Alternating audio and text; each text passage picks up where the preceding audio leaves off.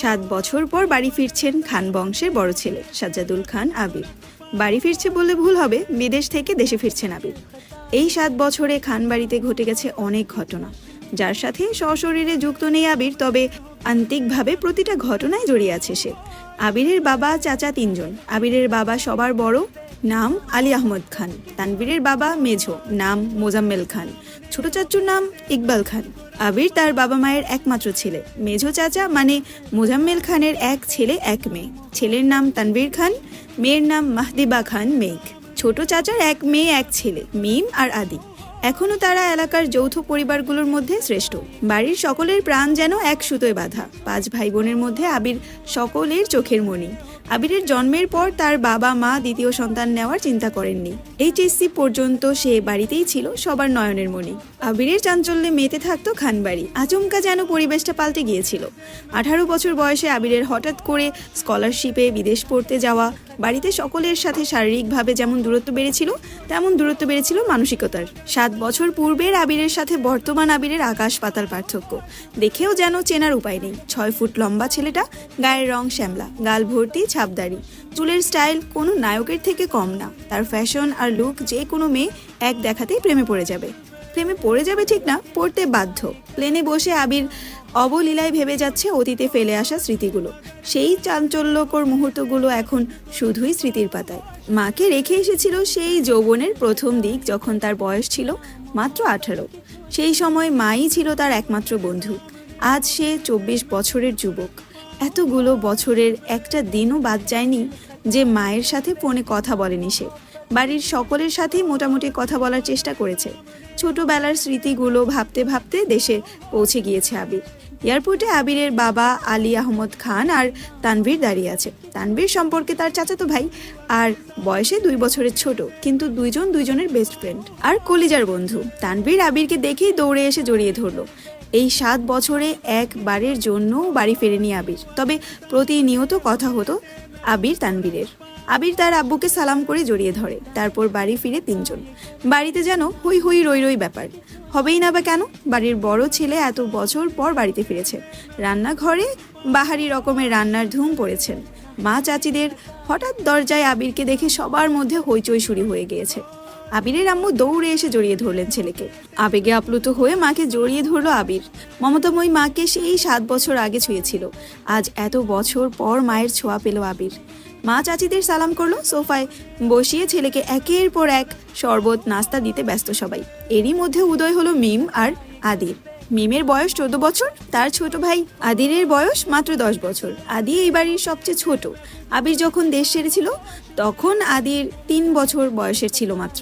Video কলে দেখতে দেখতে ভাইকে সেই একটু একটু করে চিনে দৌড়ে এসে জড়িয়ে ধরেছে ভাইকে। আবিরও জড়িয়ে ধরেছে আদিকে। মিম ও আবিরের পাশে বসেছে, খোশ গল্প করছে সবাই মিলে। আদি জিজ্ঞেস করছে, ভাইয়া আমার জন্য কি এনেছো? আবির যেই না উঠতে যাবে, মা চাচিরা উঠতে দিচ্ছে না। আগে শরবত খাবি, তারপর উঠবি। আবির তানবীরের দিকে তাকিয়ে বলল, ওই লাগেজটা নিয়ে আয় তো। তানবীর একটা লাগেজ টান দিতে যাবে, আবির আচমকা বসা থেকে দাঁড়িয়ে গেল। ওটাতে ছবি না। তানবীর সহবাড়ি সকলে যেন অবাক হয়ে গেল। আবির আবার ঠান্ডা গলায় বলল, পাশের লাগেজটা নিয়ে আয়। তানবীরও তার কথার মতো লাগেজ নিয়ে আসলো। লাগেজ খুলে যে যার মতো জিনিস বের করছে আর জিজ্ঞেস করছে এটা কার, ওইটা কার। আবির শরবত খেতে খেতে উত্তর দিচ্ছে। আদির জন্য বিদেশি দামি দামি খেলনা, মিমের জন্য ড্রেস, কসমেটিক্স, বক্স, মা কাকিদের জন্য অনেক গিফট, তানবীরের জন্য মোবাইল, একটা ল্যাপটপ আর অন্যান্য গিফট। আরেকটা ল্যাপটপ আছে। মিম জিজ্ঞাসা করছে, ভাইয়া এই ল্যাপটপটা কি তোমার? আবির উত্তর দেয়, না, এটা মেঘের।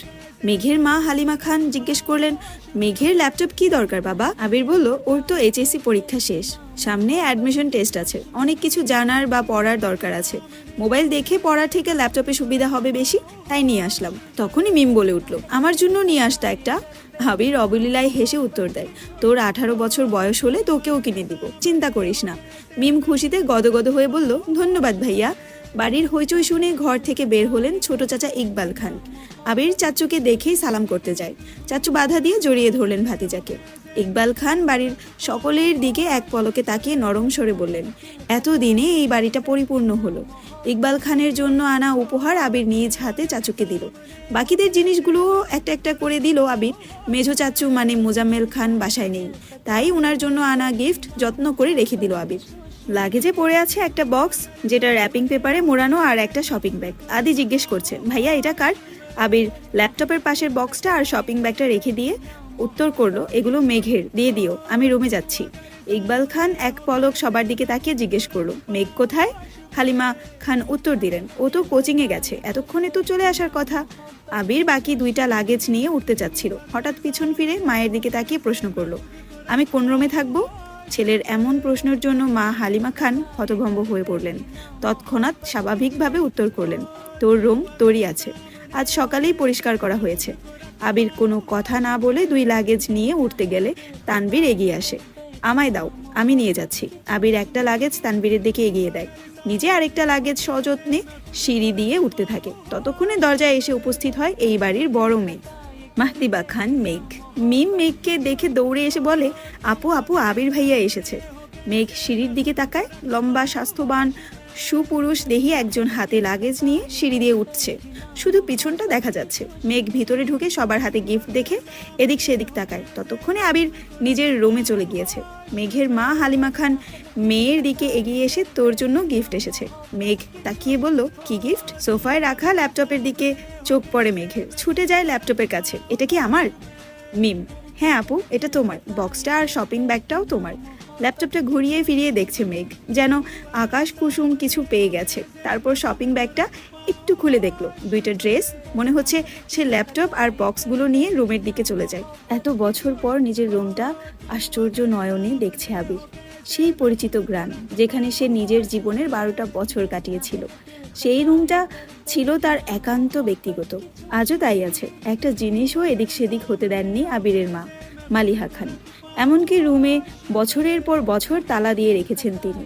যখনই ছেলের কথা মনে হতো, ছেলের রুমে এসে নীরবে কেঁদে যেতেন, যেন কেউ বুঝতে না পারে। আবির রুমে ঢুকে লাগেজ খুলে নিজের পরনের টি শার্টটি হাতে নিয়ে শাওয়ার নিতে চলে যায়। শাওয়ার শেষে বের হলেন একটা কফি কালার টি শার্ট আর একটা ট্রাউজার পরে। হাতে টাওয়াল নিয়ে মাথা মুছতে মুছতে খাটে বসে আছে তানভীর।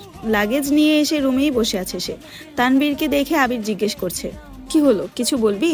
তানভীর মুচকি হেসে জিজ্ঞেস করছে, আচ্ছা ভাইয়া, ওই লাগেজটা ধরতে দিলি না কেন? কি আছে ওইটাতে? আবির চক্ষুদয়ে উদ্বেগ স্পষ্ট, চোয়াল শক্ত করে উত্তর দিল, ওইটাতে আমার পার্সোনাল কিছু জিনিস আছে। তানভীর হাসতে হাসতে উত্তর দেয়, সেই পার্সোনাল জিনিসগুলো দেখতে চাচ্ছে আমার অবুঝ মন, কি করব বলো? স্বভাবসুলভ গম্ভীর কণ্ঠে উত্তর দিল আবির, কাউকে দেখানোর জিনিস, আশা করি পার্সোনাল হবে না। তানভীর আবিরের আপত্তিস্বর বুঝতে পেরে এই বিষয়ে আর কিছু বলেনি, শুধু জিজ্ঞেস করে, বিকেলে বের হবে? আবির উপর নিচ মাথা নেড়ে হ্যাঁ সূচক সম্মতি জানায়। তানভীর কথা না বাড়িয়ে চুপচাপ বিদায় নেয় রুম থেকে। আবির খাটের এক কোনায় বসে মোবাইল হাতে নিয়ে গুরুত্বপূর্ণ কিছু চেক করতে ব্যস্ত হয়ে পড়ে। মেঘ নিজের রুমে ঢুকে শপিং ব্যাগ খুলে 3টা ড্রেস বের করলো। 3টা জামাই অসাধারণ সুন্দর, 2টা গাউন ড্রেস আর একটা গর্জিয়াস কাজের 3 পিস। ল্যাপটপটাও খুলে দেখে, তার প্রয়োজনীয় সকল অ্যাপ ব্রাউজার অলরেডি ল্যাপটপে সেট করা আছে। মেঘের দৃষ্টি যায় র্যাপিং পেপারে মোড়ানো বক্সের দিকে। র্যাপিং পেপার খুলতেই চোখ পড়ে 3টা উপন্যাসের বই, যেগুলোর উপরে ছোট্ট একটা চিরকুট লেখা, অ্যাডমিশনের পরে পড়বি।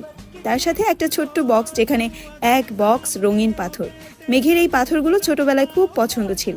তার সাথে একটা iPhone 13 Pro Max মোবাইলের বক্স। ফোন দেখে মেঘের চোখ চড়ক গাছ। অনেকদিন যাবৎ মনের কোণে সুপ্ত ইচ্ছে ছিল একটা আইফোন কেনার, কিন্তু কাউকে বলার মতো সাহস হয়নি তার। এগুলো দেখে খুশিতে গদগদ হয়ে পড়েছে মেঘ। ইন্টার সেকেন্ড ইয়ারে পড়ুয়াকালীন মেঘের যখন কলেজ, প্রাইভেট, কোচিং সব মিলিয়ে ব্যস্ততায় দিন কাটছিল, তখন তানভীর তার পুরনো একটা ফোন দিয়েছিল মেঘকে। সীমাটাও ছিল তানভীরের। বাসার মানুষের বাহিরে শুধু 3-4 জন বান্ধবীর নাম্বার ছিল সেই মোবাইলে। এমনকি স্যারদেরকেও নাম্বার দিতে নিষেধ করেছিল কড়া ভাষায়। তানভীর বরাবরই বোনের ব্যাপারে খুব সিরিয়াস। ভাইয়ারা বোনকে শাসন করে ঠিক আছে, কিন্তু তানভীর মেঘকে একটু বেশিই শাসনে রেখেছে এত বছর। এইচএসসি পরীক্ষা চলাকালীন সময়ে নিজের মায়ের পেটের ভাই তানভীরকে খুব সাহস করে বলেছিল, ভাইয়া পরীক্ষা শেষ করে আমার একটা নতুন ফোন কিনে দিবা? অগ্নি দৃষ্টিতে তাকিয়েছিল তানভীর, যেন মস্ত বড় অন্যায় করে ফেলেছে। তারপর মেঘ নতুন ফোনের আশা পুরোপুরি ছেড়ে দিয়েছিল। আজ সে না চাইতেই আইফোন পেয়ে গেছে, ল্যাপটপ পেয়ে গেছে, এ যেন মেঘ না চাইতেই জল। আনমনে ভাবছে, মনে হয় তানভীর ভাইয়া বলেছে ফোন আনতে আর ল্যাপটপ আনতে, না হলে উনি কিভাবে জানবে আমার ফোন নেই। হ্যালো, আসসালামু আলাইকুম ইব্রান, আমি জান্নাত রহমান, আপনারা আমার কণ্ঠে শুনছেন আমৃত্যু ভালোবাসি তোকে উপন্যাসের প্রথম পর্ব, যেটা লেখিকা হচ্ছে সালমা চৌধুরী।